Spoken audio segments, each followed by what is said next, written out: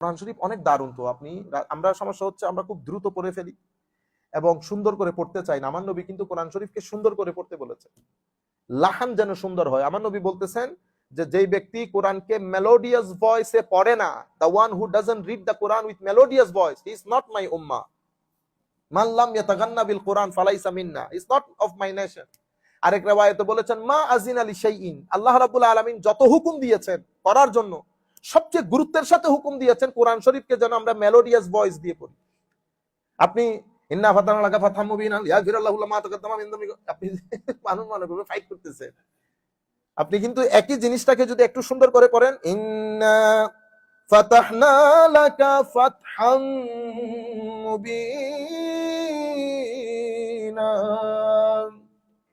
রাতের মধ্যে সবাই একসাথে দাঁড়িয়ে হুফাজে কেরাম যখন এই আন্দাজে পড়বে, বাইরের লোকের সিনাবি তো যাইতে পারবে না এদিক দিয়ে।